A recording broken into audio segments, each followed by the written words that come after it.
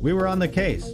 See, deep in the sticky, sun-bleached armpit of the Keys, where the air hangs so thick you could chew it. The kind of place where a man's last gasp stand isn't for love or glory, but for a few measly degrees on a cheap plastic Honeywell. This wasn't just a news story. It was a cosmic showdown, a war of the elements playing out in a beige-on-beige condo with a smell of old people and regret. My co-pilot, Maria, was bundled up in the passenger seat like she'd just been teleported from the Yukon. A parka, a beanie, a scarf so thick it looked like it was trying to strangle her into warmth. She was a human burrito of discontent. A walking Arctic front in a world built for heat stroke. I, on the other hand, was a walking sweat gland, a human blast furnace fueled by equal parts caffeine and pure, unadulterated body heat. I could feel the humidity clinging to me like a desperate lover, and all I wanted was to mainline some sweet, sweet air conditioning, the subject of our investigation.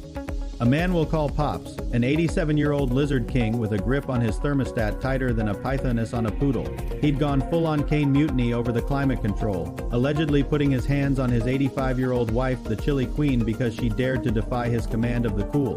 We're talking a domestic battery charge over the digital display of a goddamn thermostat. It's a tragedy, but in Florida, it's also a Sunday. Maria, shivering beside me, just gave me a look that said, "See?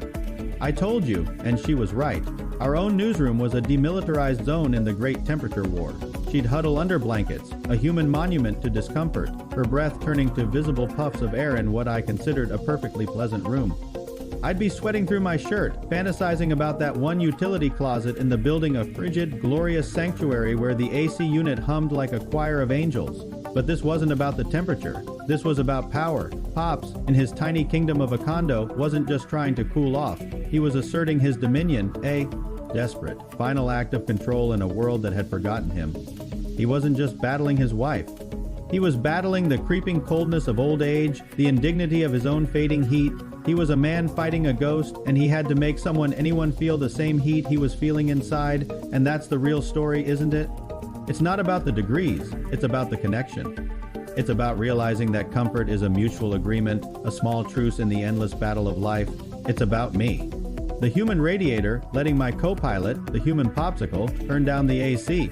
Because a few degrees of discomfort for me is a small price to pay for her not having to live in a perpetual state of hypothermia. Because you don't fight a battle for control when you're supposed to be on the same team.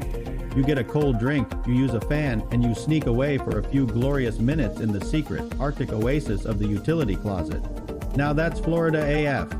On Duke Channel 13.